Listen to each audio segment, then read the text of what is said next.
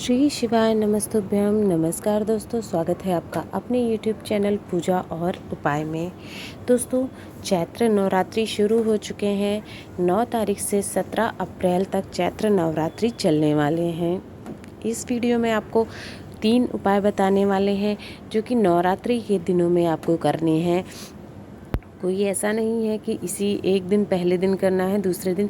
नवरात्रि के 9 दिनों पर माता का वास होता है पूरे 9 दिन तक, तो आप पूरे 9 दिन में कभी भी उपाय कर सकते हैं। तीनों उपाय जो कि अलग अलग समस्याओं से संबंधित उपाय आपके होने वाले हैं। आ जाते हैं अब अपने उपायों के बारे में बात करते हैं। आ जाते हैं सबसे पहले उपाय पर। अपने पहला उपाय जो है वो है धन संपदा के लिए है, साथ ही साथ बीमारियों से और रोगों से मुक्ति पाने के लिए आपको ये उपाय करना है। और धन संपदा का आगमन चाहते हैं तो भी आप ये उपाय कर सकते हैं। 2 तरीके से आपको ये उपाय करने हैं। आप देख पा रहे हैं स्क्रीन पर नीम की पत्ती। आपको नीम की पत्ती लेनी है। कितनी? कम से कम 9 पत्ती होनी चाहिए और ज़्यादा से ज़्यादा 81 पत्तियाँ आप ले सकते हैं नीम की। मतलब 9 से लेकर 81 के बीच में पत्तियाँ होनी चाहिए। 9 से कम नहीं होनी चाहिए और 81 से ज़्यादा नहीं होनी चाहिए। अब आ जाते हैं, आप स्क्रीन पर देख पा रहे हैं आम के पत्तों का तोरण। आम के पत्ते का तोरण, अगर आपके घर में धन संपदा की कमी है तब आपको इस प्रकार से आम के पत्तों का तोरण बनाना है और इसको अपने घर के मुख्य दरवाजे पर लगाना है। नवरात्रि के किसी भी दिन आप ये कर सकते हैं, ठीक है। आम के पत्तों का लगाया, धन संपदा का आगमन चाहते हैं, माता लक्ष्मी का आगमन चाहते हैं तो ये करना है आपको। अब अगर ये तो पहला उपाय हो गया आम के पत्तों के लिए। अब दूसरा, अगर घर में बीमारियां हैं, रोग दोष है, उससे मुक्ति पाना चाहते हैं तो फिर आपको इसी प्रकार जैसे स्क्रीन पर दिख रहा है आम के पत्तों की जगह नीम के पत्ते लगाने हैं। 9 से आपको बता ही दिया है 9 से 81 पत्तों के बीच में होने चाहिए कितने भी पत्ते नीम के। इसी तरह से आपको छोटा सा नीम के पत्तों का तोरण बनाना है और उसको अपने घर के मुख्य दरवाजे पर टांग देना है। नवरात्रि के किसी भी दिन में ये कर सकते हैं। इस प्रकार से कुछ हो जाएगा, देख पा रहे होंगे आप। इसमें हालांकि डंडियाँ लगी हुई हैं, आपको ये नहीं, आपको सिर्फ पत्ते लगाने हैं जैसे आम के पत्तों का तोरण था उस प्रकार से। इसके बाद क्या करना है, 9 दिनों तक इसको पूरा लगे रहने देना है। 9 दिन के बाद जब 10वां दिन आएगा उस दिन आपको इन पत्तियों को उतारना है, चाहे आम की हो चाहे नीम की, और उसको विसर्जन कर देना है। आसपास जो भी नदी है, तालाब है, सरोवर है, जहाँ पर भी आप विसर्जन करना चाहते हैं या कोई वृक्ष है वहाँ पर आप ले जाकर इसका विसर्जन कर सकते हैं।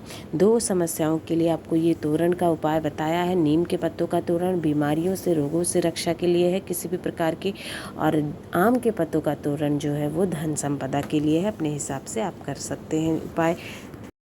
अब आ जाते हैं अपने दूसरे उपाय पर। दूसरा उपाय जो है वो भी है मुख्यतः रोगों के लिए है। 2 तरीके के लिए आप कर सकते हैं। अगर कोई घर में कोई व्यक्ति बीमार है, उस पर दवाओं का असर नहीं हो रहा है या अक्सर बीमार हो जाता है, कोई ना कोई समस्या उसको लगी रहती है बीमारी से संबंधित, तो आपको ये उपाय करना है। या फिर कोई ऐसा है घर में, चाहे बच्चा हो चाहे बड़ा, जिसको क्रोध बहुत ज़्यादा आता है, गुस्सा बहुत करता है, चिड़चिड़ा बहुत ज़्यादा है, क्रोध ही क्रोध है, सही से जवाब भी नहीं देता है, बात भी नहीं करता है, इस तरह की समस्या है, चाहे बड़ा हो या बच्चा हो, तो भी आप ये उपाय कर सकते हैं। इसके लिए भी आपको लेने होंगे क्या, नीम के पत्ते। कितने नीम के पत्ते? ज़्यादा नहीं है इसमें, मात्र आपको बस 2 या 3 नीम के पत्ते चाहिए होंगे जो कि आपको आसानी से मिल जाएंगे। अब तांबे के लोटे में 1 लोटा आपको जल ले लेना है। 1 लोटा जल भर लिया। जो 2-3 नीम के पत्ते आपने लिए थे वो नीम के पत्ते भी आपको इसी लोटे में डालना है और ये लेकर के आपको चले जाना है आसपास जो भी नीम का पेड़ है, नीम के वृक्ष का, वहाँ पर आपको चले जाना है। नवरात्रि में क्या होता है, पूरे 9 दिन जो है माता का वास जो नीम के वृक्ष में, नीम के पेड़ में होता है। तो आप किसी भी दिन ये उपाय कर सकते हैं। 9 दिन आप जिस भी दिन आपको समय मिले उस दिन ये उपाय कर सकते हैं। पेड़ के पास जाने से पहले 1 लोटा जल जो लिया है, नीम की पत्तियाँ, उससे जो बीमार व्यक्ति है या जो घर में क्रोधी व्यक्ति है उसको आप, जब वो सो रहा है तो उसको 21 बार क्लॉकवाइज उबार लेना है उसी 1 लोटे जल से। मतलब सर से लेके पैर तक 21 बार क्लॉकवाइज उसको अच्छे से उबार लेना है और जब वो सो रहा हो और फिर लेकर के उसको चले जाना है नीम पेड़ के पास। वहाँ आपको वो जल चढ़ा देना है, नीम की जड़ में चढ़ा देना है। बता ही दिया है माता रानी का वास पास होता है वहाँ जब आप चढ़ा देंगे तो मिट्टी जो गीली हो जाती है, वही गीली मिट्टी आपको थोड़ी सी मात्र 1 चुटकी गीली मिट्टी लेकर के वापस आ जाना है। और जो बीमार व्यक्ति है या जो भी क्रोधी व्यक्ति है जिसके लिए आपने ये उपाय किया हुआ है, उसको सर पे यानी उसके मस्तक पे आपको उसका टीका कर देना है उसी मिट्टी का। नीम के पेड़ के पास आपको मनोकामना कह देनी है कि इस सदस्य की रोग बीमारी दूर हो जाए या इसका गुस्सा शांत हो जाए, शांत चित्त का हो जाए, ऐसी आपको प्रार्थना कर लेनी है। छोटा सा आसान सा उपाय है कि नवरात्रि में किसी भी दिन आप ये उपाय कर सकते हैं। अब आ जाते हैं अपने अगले उपाय पर। ये उपाय है किसी व्यक्ति को अगर बहुत दुख है, बहुत कष्ट है, बहुत परेशानी है, कैसी भी परेशानी हो सकती है, जैसे कि विवाह नहीं हो रहा है, नौकरी नहीं लग रही, व्यापार नहीं चल रहा है, शारीरिक कष्ट है उसको या मानसिक रूप से बहुत परेशान है, कैसी भी परेशानी और कष्ट हो सकता है, उसका व्यक्ति का दुख हो सकता है, बहुत दुखी है, परेशान है, तो फिर आपको ये उपाय करना है। खुद भी वो व्यक्ति ये उपाय कर सकता है और उस सदस्य के लिए दूसरा व्यक्ति भी ये उपाय कर सकता है। आपको लेना होगा फूल वाली लौंग, 2 लौंग मात्र चाहिए होगी बस, इससे ज़्यादा नहीं।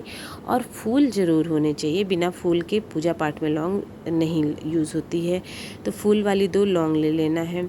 अगली चीज़ जो चाहिए वो है तांबे के लोटे में 1 लोटा आपको तांबे के लोटे से शुद्ध जल ले लेना है। 2 चीज़ें हो गई। एक दीपक आपको लंबी बाती का बना लेना है, घी का दीपक होना चाहिए और लंबी बाती का, ये दीपक भी आपने ले लिया। अब ये सारी सामग्री, लौंग को अपने हाथ में ही रखना है, उसको जो है पानी में नहीं डालना है, जल में ले करके सारी चीज़ें चले जाना है आपको। ये भी फिर से नीम पेड़ के पास में। जब आप वहाँ पहुँच जाते हैं तो सबसे पहले जो लौंग ली है उसका आपको नीचे जड़ में ही वो रख करके माता को भोग लगाना है, उनसे प्रार्थना करनी है कि लौंग को वो स्वीकार करें। भोग लगा दिया, फिर आप जो दीपक लेकर के गए हैं वो लंबी बाती का दीपक भी आपको जला देना है, प्रज्वलित करना है।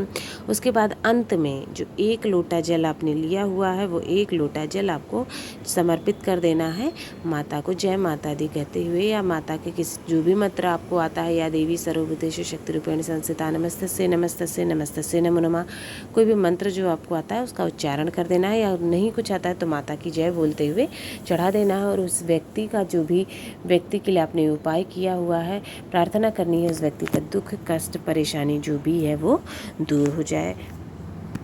दोस्तों इस वीडियो में आपको 3 उपाय बताए हैं जो कि नवरात्रि के दिनों में आप कर लेंगे तो आपके सभी कष्ट दुख परेशानियां दूर हो जाएंगी, जैसी भी समस्या हो वो दूर हो जाती है। किसी भी दिन पूरे 9 दिन आप ये उपाय कर सकते हैं, जिस भी दिन आपको समय मिल सकता है। आप सभी को चैत्र नवरात्रि की बहुत बहुत शुभकामनाएँ। अगर वीडियो पसंद आया हो तो वीडियो को लाइक करें, शेयर करें, चैनल सब्सक्राइब करें, कमेंट बॉक्स में जय माता दी ज़रूर लिखें। आप सभी पर माता रानी की कृपा सदैव बनी रहे, उनकी कृपा से घर में सुख समृद्धि हो, धन धान्य में वृद्धि हो, रोग दोष हमेशा दूर रहे।